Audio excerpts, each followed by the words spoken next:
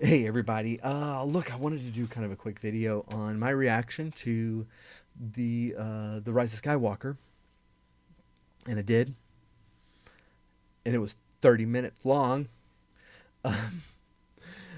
So I decided that I was going to redo that and try to maybe cut it down a little bit and make it a little bit more accessible. So I think I might actually just do two videos. This one's going to be spoiler free, and it's just a little background. Why am I doing this? I normally don't do this in stuff anymore, but I used to. It was on a YouTube channel that I don't really update anymore, and I did several videos on the Force Awakens, which I very much enjoyed, and I did several videos. I think about an hour and a half worth on the Last Jedi on why it was terrible, and and so I was like, well, let's keep the tradition alive and talk about this one. As a little bit of history, I am a fan of J.J. Abrams. I really like his work, and I think in general he's a very very good director. And I was excited when he came aboard because I thought if anybody could fix the problems caused by the Last Jedi, then he would be the one. I did start to get worried because people I trusted online were saying that they didn't like it, and that was starting to worry me. Now, as clarification on who I trust in this, so it's pretty much come out now that critics were bribed by Disney to like the Last Jedi. That's coming out more and more people admitting it. That's now a fact. If I know that you took the bribe, I'm pretty much done with you. I'm never going to listen to your stuff again. If you genuinely liked the Last Jedi, I'm fine with that. I don't mind you liking a movie, but I'm probably not going to listen to anything you say. And the reason for that is not because like I don't think it's okay to like the movie. Like I don't I'm when it comes to entertainment, I'm really kind of one of these live and let live guys. If you like to do a thing, then do the thing. I don't really care, and I don't know why you care about what I do. But at the same time, if you like the Last Jedi, then our tastes do not line up, and so I'm probably not going to take your advice on movies, is what I'm saying.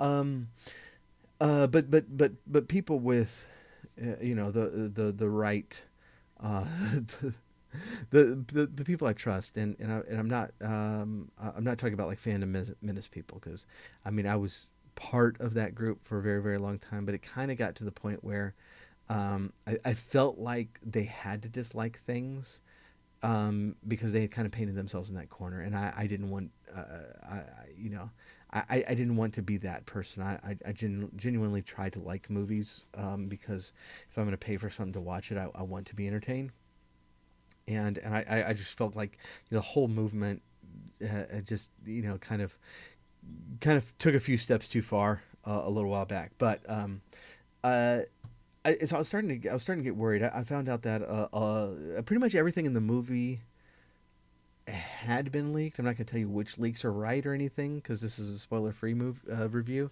But yeah, people who watched the movies who had followed up with the leaks and all were like, yeah, I mean it's all in there.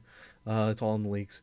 I didn't know any of those leaks, and so but I was concerned. But at the end of the day, I was like, well, okay, so this is probably going to be just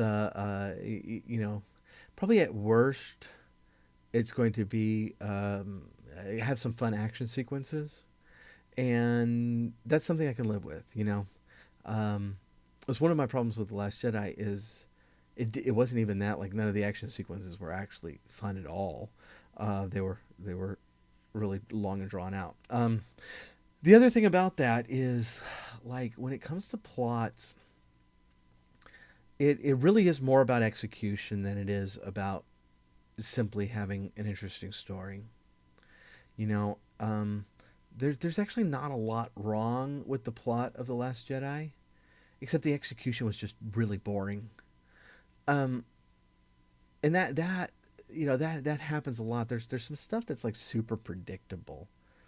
That's just like cliches all the way down. But there's still a lot of fun. I mean, the first Star, like A New Hope, is like that. All A New Hope is archetypes. It's just archetypes of things that we've seen 100 times. But the execution was so great that it like hooked you in and connected you with these people. But you could make that same exact story in something else, and it would be terrible. And so long story short, I'm much more interested in execution than I am in the actual plot details. And so when I went in, and if I like outline the plot to you, there's probably a good chance that you'd be like, okay, I mean that's yeah, all right, that sounds fine. Um, but the question really is, how did J.J. Abrams execute it? And so this is where I land on this movie. That it's not like simply a good movie. It's actually a great film.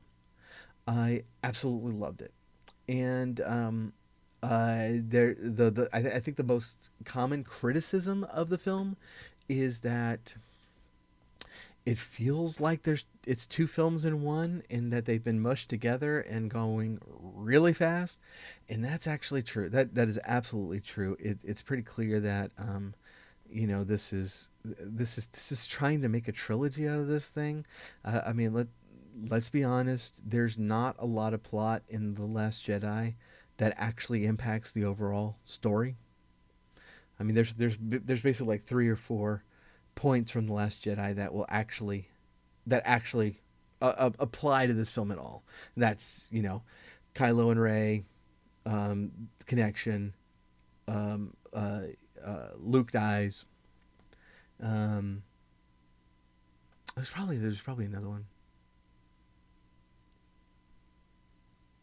Hmm. Goodness, I get it. I thought there were three. Maybe there's only two. There are a few, but like that movie just does not forward the plot at all. It kind of spins in circles, and so J.J. Abrams was trying to make a proper trilogy of this, and kind of took two big plots and mushed them together. So that's absolutely true. But I'll say this: despite the film being, and this is going to sound contradictory, but hold on and hear me out on this. The movie's too short, or really should be split into two-hour films. But the pacing is still good. Or what do I mean by that? All right, so there's a couple of different ways to rush things. And one is to just to do like a normal scene, and then just sprint over many plot points to try to advance this thing very very quickly. J.J. Abrams does not do that. The pace of the film is good in that it's consistent as we go along. That pace is just very fast. Okay, it's consistent, but it's fast. And so that's absolutely the best that we can hope for in a movie that really should be a lot longer, or split into two, which is probably the route they probably should have gone.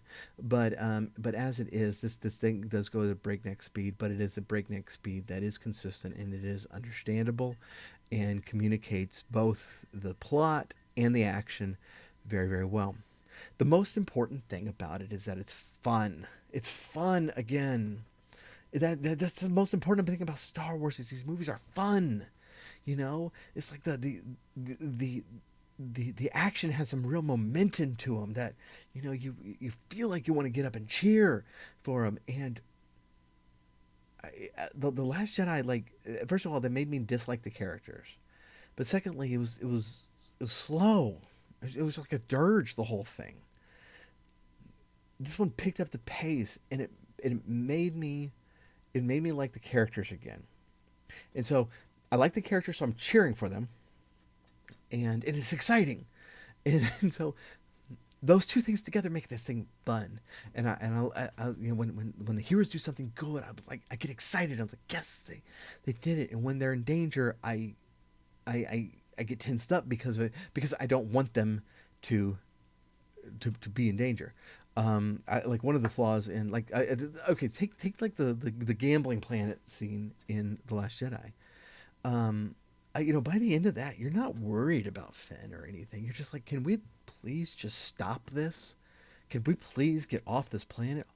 Oh my goodness, is this still going? Um, that's not fun. That's that's not the way you want this whole thing to go. You don't want to be sitting there going, thinking it's like I don't care anymore, and that doesn't happen in this movie. I don't stop caring, and that's just that's so important. Especially with a plot that's you know largely uh, on paper um, not all that interesting.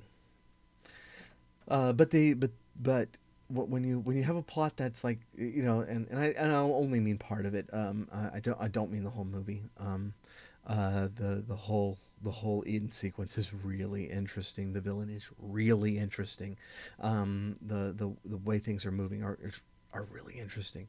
Um, but a big chunk of the plot is not all that interesting. But we're in fun places. We're in interesting places. We're in places that are visually appealing, that are different. It's like we go to a desert planet again, but it's distinct. It has a personality to it, and when we go to other places, these places have personality. They have an environment that is it just it makes you want to look around. It's like, all these cool things that I see. This is really cool. Um, the characters that they run into are all are all very likable and cool. And I mean the villains too. So there's a new general who's great, who's just great, and Hux is cool again. Like I loved Hux in The Force Awakens, and I hated him in The Last Jedi. Hated him, but in this movie, he's cool again, and that's what I mean. Is like these villains are intriguing. The people that they meet are not necessarily villains, but not always friendly. Are interesting, and they have interesting perspectives and characters, and them encountering all these people are in very very cool ways, and so all of this just boils down to I'm having a lot of fun here. Um, J.J. Abrams does a couple of things that are important to the overall saga. He ties. We'll talk about this more in the spoiler, but he ties this trilogy to the other two trilogies in a very very cool way, in very very cool ways. And he actually also makes some references to some of the expanded universe stuff that I thought was pretty intriguing. Um, uh, I felt that it was a very very worthy final battle for this saga, um, and a villain that is actually worth it. Um, what else? What else? The acting was for what it was very very good. Again, when you're doing a movie at a breakneck speed, it's hard to have like a really just touching scene. I'd say Adam Driver just killed it. Just killed it. He was so good in this movie.